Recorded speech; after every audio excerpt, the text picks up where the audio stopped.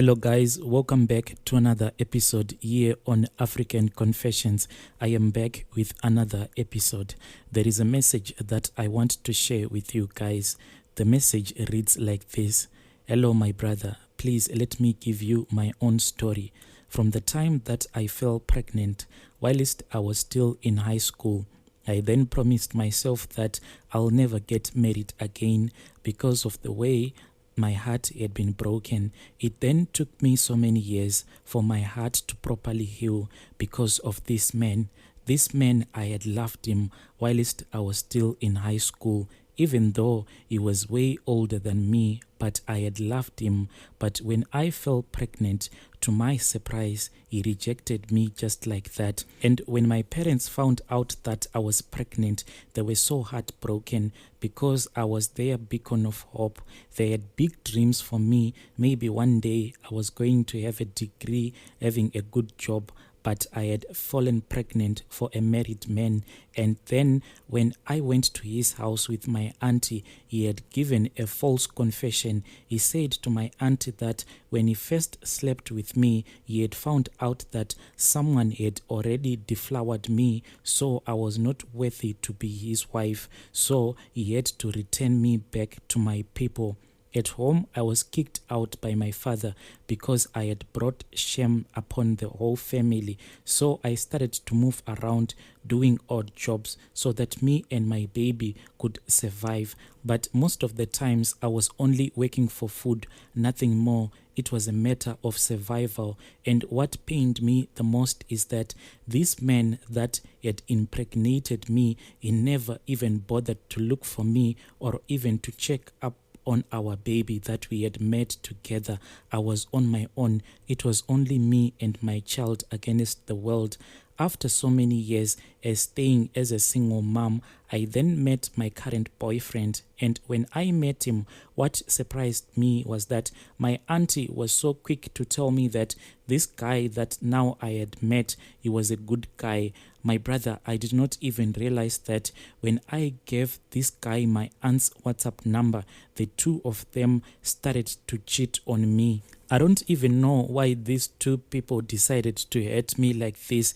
And in our culture, their relationship is not even allowed because it is a taboo, but they saw it fit to cheat on me. This auntie that I am telling you about, she is actually my father's sister. So I don't know why they convinced each other that it is okay for them to be sleeping with each other. My boyfriend then said to me that he now had money to pay for my bride price and we had to travel back home so that we can go to visit my auntie, the one that he was cheating on me with. And we had to go to auntie's house to do the introductions because that is the custom in our culture. As a girl child, if you meet a man that wants to marry you, you have to go with her to your auntie's house. Then your auntie will notify the elderly people in your family that there is someone who wants to come to the family so that they can pay the bride price. Now that I know the truth, I cannot even believe that all along I was staying with my boyfriend and he knew that he was already dating my auntie on his WhatsApp. All along, my boyfriend, when I had gone to the village, also he had came to my village and he was actually staying with my auntie. My auntie had my boyfriend locked up in her bedroom 24/7. My boyfriend would only come out at night so that no one could see him. I mean, who can do things like that? There was one day when I thought of my auntie, so I said to myself, let me pay her a visit so that we can discuss about this traditional function that we had been planning over the phone. So I wanted us to have a personal discussion on how we were going to inform the family about all the plans that I had. But as I approached my auntie's house, I saw someone that had the same appearance as my boyfriend. Then that man, when he saw me, he just ran into my auntie's bedroom. And then auntie came out of the house to greet me and I just forgot everything. My auntie is that kind of a charm. Even if she is the one who has wronged you, yet you will find yourself apologizing to her. That is what happened to me on that day. I totally forgot to ask my auntie why was someone that looked like my boyfriend, why I had seen that man running into her bedroom. Instead of me asking all the right questions about everything that I had seen, me and auntie just sat down. Then we went ahead arranging this traditional ceremony that I had been planning with my boyfriend. Later on, after we had done the ceremony, me and my boyfriend, we were now staying together as husband and wife. One day, I had so many suspicions ever since we had gone to our village. I still had suspicions about my boyfriend. So what I did, whenever he would be using his phone, I would look at him. Then I memorized his password. And one day when he was all relaxed, I asked for his phone and he gave me his phone. The moment that he gave me his phone, I opened his WhatsApp. Then I saw that my husband and my auntie had been sleeping together. I was so shocked. I froze. I could not even do anything.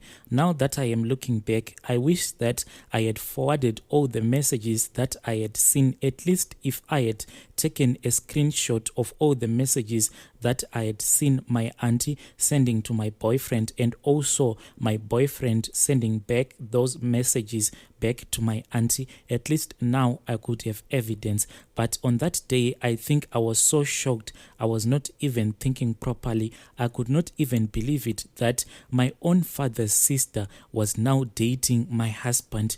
It was something that was unheard of. I was so shocked straight to my bones. I just threw the phone on the bed.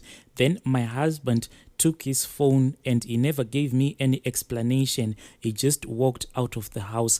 I was so angry with my auntie and I was angry at my husband. So I took my phone, then I confronted my auntie on WhatsApp, and I also made several calls to her because I felt so betrayed. I was shouting at her like no man's business. Then to my surprise, Auntie was also shouting back at me. She was not even apologetic. She was actually bragging about how she had taken my man. That very same night, I had a dream, and in that dream, I was sitting with my auntie. As we were sitting, we were having a discussion. Then I saw that there were some women who approached us. Those women that approached us as we were speaking, me and auntie, those women were so scary. They were dressed up in black clothes. They were speaking with my auntie as if they knew my auntie so well. They spoke for a little while. I couldn't hear exactly what they were discussing. Then my auntie pointed at me. After my auntie had pointed at me, those women came to where I was sitting. They started to drag me. I tried to fight, but those women were so powerful. They dragged me to an unknown house. Then they made me to lay down on the bed. One of the women was holding my right leg. Then the other woman was holding my left leg.